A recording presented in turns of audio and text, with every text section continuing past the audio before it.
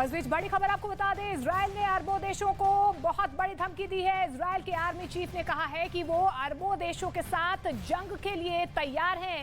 Israel ने ये भी कहा है, इजराइल के चीफ आर्मी ने ये भी कहा है कि वो ईरान को नुकसान पहुंचाना जारी रखेंगे। उनके क्षेत्र में आकर ईरान आतंकवादियों को संरक्षण दे रहा है। आतंकवादियों को ईरान पैसे और हथियार से मदद भी कर रहा है।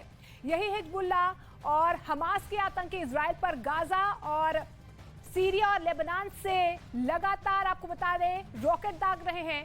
ईरान इजराइल के बीच 5 अप्रैल से ही जंग की पृष्ठभूमि तैयार हो रही है। अमेरिका की एंट्री ने इस खटास को और ज्यादा ऊपर पहुंचा दिया है। इतना ही कि एक चिंगारी भड़कने की देर है, खाड़ी देश यूक्रेन की तरह युद्ध मैदान में तब्दील हो जाएगा।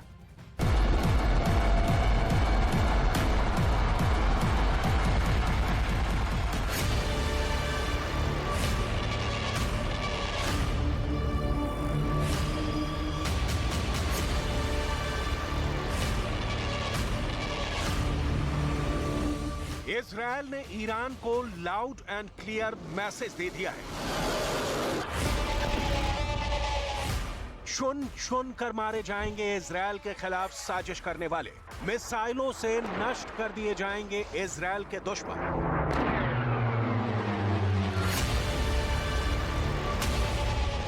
इजरायल ईरान की जानी दुश्मनी में आप सोचेंगे कि इसमें नया क्या है, तो जरा गौर से सुनिए इजरायल के रक्षा मंत्री का यह बयान और अंदाजा लगाइए कि दो बड़ी शक्तियों के टकराने का खाड़ी में क्या होगा अंजाम।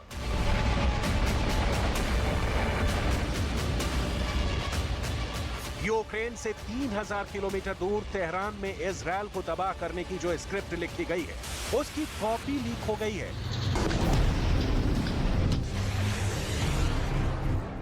इजरायल की राजधानी तेल अवीव में देश के रक्षा मंत्री ने ईरान के क्रूर और भयानक इरादों के खिलाफ जिस कदम का ऐलान किया है, उसे बहुत गौर से सुनने और समझने की जरूरत है। सीमित संघर्ष का दौर खत्म हो गया है। इजरायल नई सुरक्षा व्यवस्था का चैलेंज देख रहा है। इजरायल को अपने चारों तरफ से खतरा है। बहुत लंबे समय तक सीमित संघर्ष का दौर चलता रहा है, लेकिन अब वो खत्म हो रहा है।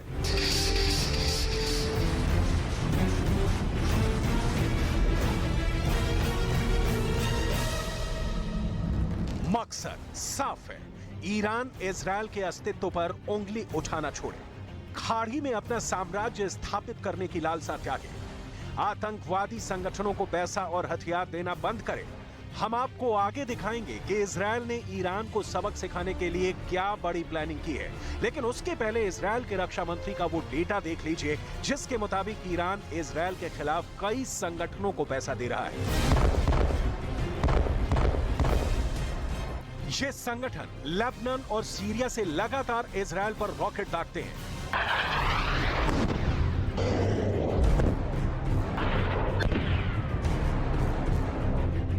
इजरायल के लिए 24/7 खतरा बन गए हैं। हिजबुल्लाह $7,500 करोड़, हमास को $1,000 करोड़, गाजा के इस्लामिक समूहों को अनगिनत रकम, सीरिया में ईरान समर्थित आतंकवादियों को करोड़ों डॉलर। ये इजरायल का आरोप है कि हिजबुल्लाह और हमास जैसे आतंकवादी संगठनों ने ही इजरायल का जीना दूभर किया है और इन संगठनों को ईरान खुला समर्थन देता है। लेबनान और हिजबुल्लाह को पैसे देने की बात पहली बार सामने नहीं आई है, ना ही हमास को ईरान से मनी मिलने की बात पहली बार सामने आई है।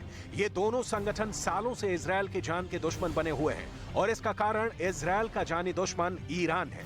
ईरान इजरायल की सीमा एक दूसरे से नहीं मिलती, लेकिन बाकी जितने इस्लामिक देशों की सीमा इजरायल से मिलती है, उसको ध्यान से समझिए, क्योंकि इजरायल के पड़ोसी ईरान के इशारे पर ही चलते हैं। सीरिया, लेबनान, मिस्र, जॉर्डन, फिलिस्तीन, इन पड़ोसियों को इजरायल के होने से ही दिक्कत है। इजरायल के अस्तित्व में आते ही ये जंग शुरू हो गई और तब से इजरायल अपने बचाव के लिए मिसाइलों, बमों और बंदूकों का जखीरा तैयार कर रहा है। इजरायल के रक्षा मंत्री को ध्यान से सुनेंगे तो बिल्कुल साफ लगेगा कि अब हथियारों को गोदामों से निकालने का वक्त आ गया है। ईरान खाड़ी देशों की ओर से नेता बनकर इजरायल को जो काबू में लाने की कोशिश कर रहा है, ये उसका ही नतीजा है कि इजरायल के रक्षा मंत्री ने तेहरान को संदेश भिजवा दिया है कि उड़ते ड्रोन से बम बरसाए तो जा सकते हैं, लेकिन इजरायल के एंटी डिफेंस एयर सिस्टम की लक्ष्मण रेखा को तोड़ा नहीं जा सका। ईरान के पास ही नहीं, संपूर्ण अरब देशों के पास इजरायल को करारा जवाब देने की ताकत नहीं है, और ये 1967 में इन देशों के साथ ही जंग में इजरायल की जीत से इतिहास स्पष्ट कर चुका है।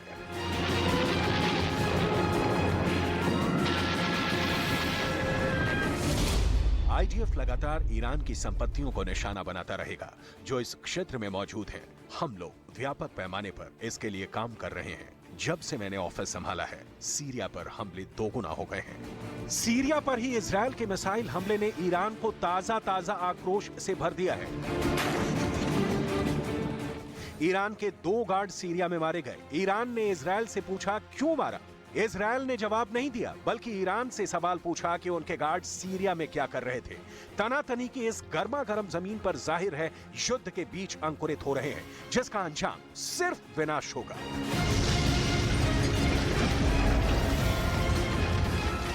और सिर्फ ईरान इजरायल के टकराव की ही बात क्यों करें, इन दोनों के बीच खड़ी वो 2 महाशक्तियां भी बीच में आती हैं। जी, अमेरिका और रूस, जिनके वर्चस्व की जंग में यूक्रेन में शोले दहक रहे हैं। कभी यूक्रेन का बखमूद जल रहा है, कभी सोलेदार, कभी कीव को उड़ाने की तैयारी हो रही है।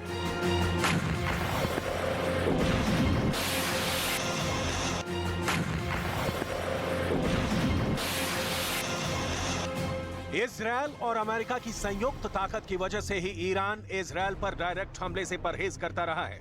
लेकिन अब ईरान के राष्ट्रपति इब्राहिम रईसी ने नई रणनीति अख्तियार की है, जिसके तहत अमेरिका को सीधे जवाब न देकर इजरायल को माध्यम बनाया जाएगा। अरब देश वैसे भी ईरान के साथ हैं। सऊदी अरब से ईरान की नई दोस्ती इसकी तस्दीक है। इजरायल की फुल प्रूफ प्लानिंग के खिलाफ ईरान भी एक्शन में है। ईरान ने दावा किया है कि उसने अमेरिका की ताकतवर सबमरीन को सतह पर आने के लिए मजबूर कर दिया। यह घटना तब हुई जब अमेरिका की खतरनाक सबमरीन हार्मूज स्ट्रेट से गुजर रही थी और ईरान की समुद्री सीमा में घुस आई थी। ईरान की तरफ से यह दावा किया गया कि उसकी पनडुब्बी फतेह को इसका पता चल गया, जिसके बाद वो एक्शन में आ गई। उसने फौरन हार्मूज स्ट्रेट से गुजर रही अमेरिका की पनडुब्बी को रोकने के लिए वहां युद्ध का अभ्यास शुरू कर दिया। इस दौरान अमेरिका की पनडुब्बी को ईरान की समुद्री सीमा से निकल जाने की कई बार चेतावनी दी गई और ऐसा नहीं करने पर उसे तबाह करने की धमकी दी गई। ईरान का दावा है कि इसी के बाद अमेरिका की उस पनडुब्बी को सतह पर आने के लिए मजबूर होना पड़ा। अमेरिका की नौसेना ने इस तरह की किसी भी घटना से इनकार किया है।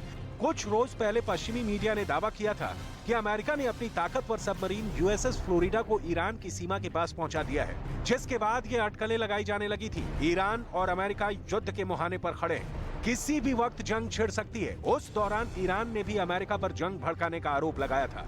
उसने हुंकार भरी थी कि अगर अमेरिका ने जंग छेड़ने की गलती की तो ईरान की सेना उसे मुंहतोड़ जवाब देने के लिए पूरी तरह तैयार है। पश्चिमी मीडिया में छपी रिपोर्ट के मुताबिक ईरान पर नकेल कसने के लिए अमेरिका ने पूरी तैयारी कर ली थी। यूएसएस फ्लोरिडा एक न्यूक्लियर पावर्ड सबमरीन है।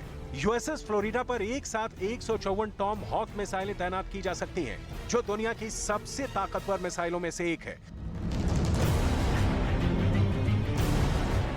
पिछले महीने ही सीरिया में एक अमेरिकी कंपनी के अधिकारियों पर ईरान ने ड्रोन से हमला किया था, जिसका बदला लेने के लिए अमेरिका ने भी हवाई हमले किए।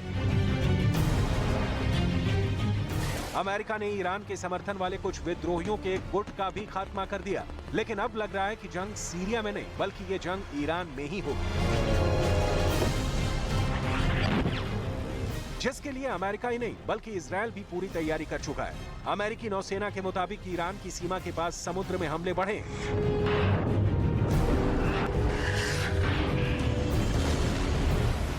ये हमले तेल के टैंकरों पर और इजरायल से जुड़े जहाजों पर हो रहे हैं। पश्चिमी मीडिया का दावा है कि ईरान की चुनौतियों से निपटने के लिए ही अमेरिका लगातार उसकी सीमा के पास अपने सबमरीन भेज रहा है। दावा यह भी है कि ईरान अमेरिका के इन पैतरों को समझ चुका है और वो भी जंग के लिए तैयार है।